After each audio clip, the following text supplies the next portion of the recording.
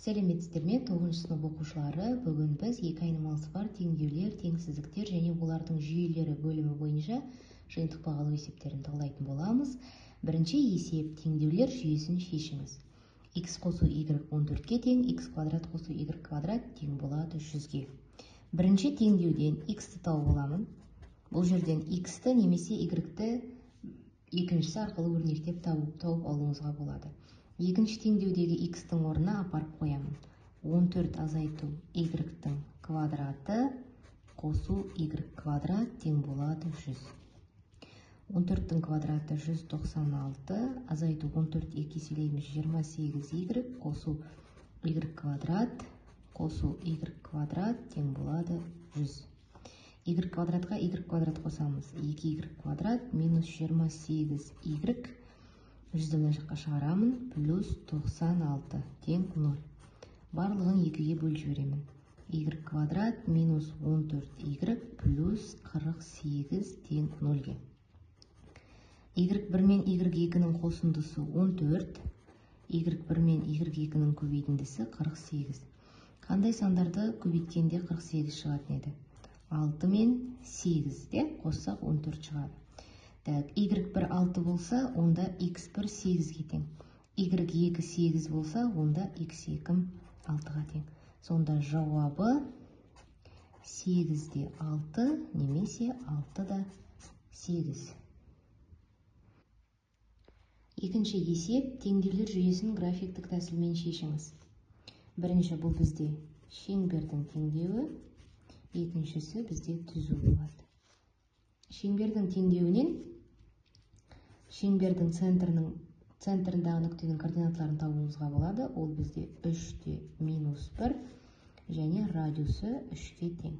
Оны біз қайдан білдік? Мына жерге жалпы формуласын жазып қояйын. Теңдеуін, жалпы теңдеуін жазып қоямыз. Мұндағы А, Б дегеніміз шеңбердің центрінің координаталары, ал R квадрат, мінекей, R радиусы. Енді сіздер міндетті түрде сызғышпен, карандашпен әдемілеп тұрып сызыңыздар. Бірлік кесіндіні міндетті түрде ескеріңіз. 1, 2, 3, 1, 2, 3, минус 1, минус 2, минус 3, минус 1, минус 2, минус 3, 3, 3, минус 3, минус 3. Ары қарай. 3-те минус 1. 3-те минус 1, менде минус 1. 3-те минус 1. Центр мына жерде орналасады. Радиусын сонда қайтадан тауып шығуым керек. Мына жерде. Мына жерде болады 3. 1, 2, 3. 1, 2, 3. Яғни менің шеңберім былай өтеді. Сосын мына менде 4, 5, 6 болатын болса, былай қарай. Сіздер циркульмен дұрыстап салсаңыздар, әдемі шығу керек. Центрі мына жерде тұр. Ол штрих деп қойын. Мына координаталар басынан бөлек. Енді түзуіміз былай өтеді. Y тең минус 1. Мына екі нүктеде қиылысып тұр. Қазір мен басқа түспен көрсетейін. Мына нүктеде және мына нүктеде қиылысып тұр. Сонда теңдеулер жүйесін графиктік тәсілмен шығарған кезде осы екі графиктің қиылысуын аламыз. Мына жерде қиылысты бірінші нүктеміз 0-де минус 1 және екінші нүктеміз 6-да минус 1. Мінекей бүгінгі екінші есептің жауабы осындай. Үшінші есеп: тіктөртбұрыштың периметрі 28 см, ал диагоналі 10 см. Тіктөртбұрыштың қабырғаларын теңдеулер жүйесін құрып табыңыз. Кез келген бір тіктөртбұрыш беріліп тұр бізге. Осы тіктөртбұрыштың периметрі 28 см, ал диагоналі 10 см. Тіктөртбұрыштың қабырғаларын теңдеулер жүйесін құрып табыңыз. Жалпы периметр дегеніміз 28 тең болады, 2 еселенген А қосу Б. Бұл жердегі қабырғаларын А және Б деп алып отырмын. Сонда А қосу Б тең болады 14-ке. Ал диагоналі дегеніміз Пифагор теоремасы бойынша А квадрат плюс Б квадрат. Яғни бұл Д квадратқа тең. Сонда біздің теңдеулер жүйеміз а қосу б тең 14-ке, а квадрат плюс б квадрат тең болады 10-ды квадраттаймын 100-ге. Ары қарай а тең болады 14 азайту б. Екінші теңдеуге апарып қоямын. 14 азайту б-ның квадраты плюс б квадрат тең 100. Яғни бірінші есептегідей шығарамыз.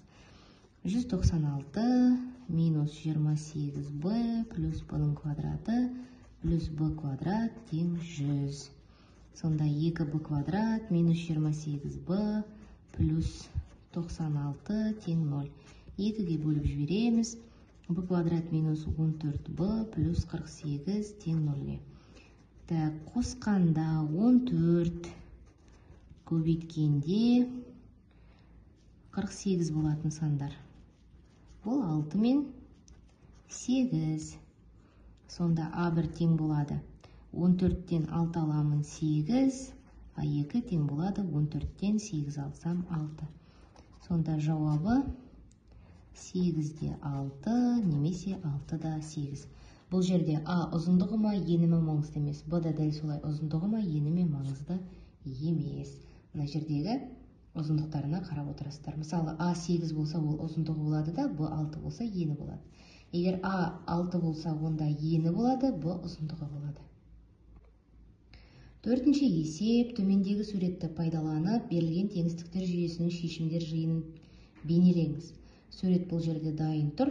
Бұл бізде 1, 2, 3 барлығы көрініп тұрды. X квадрат плюс y кем 3-тен. Мен бұлай жазып аламын. Y кем 3 минус x квадрат. Y тең 3 минус x квадрат. Бұл парабола, тармағы төмен қараған және 3 бірлікке жоғары көтерілген. Екіншісі x қосу 2y артық немесе тең минус 2. 2y артық немесе тең минус 2 минус x. Y артық немесе тең минус 1 минус x бөлу 2. Y тең минус 1 бөлінген минус 1 азайту x бөлу 2. Бұл түзу сызық, мінекей түзуіміз. Енді қайтадан теңістіктер жүйесіне барайық.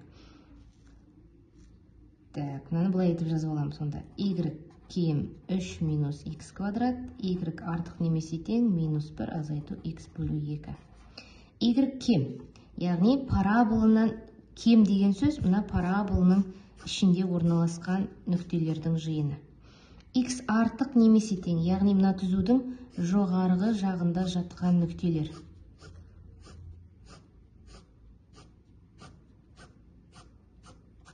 Қай аралықта қиылысып тұр, яғни мына жер. Және қараңыздар, парабола X, Y кемді, параболаның мына парабола бойындағы нүктелер жауапқа кірмейді. Y артық, мына жердегі нүктелер жауапқа кіреді. Мінекей.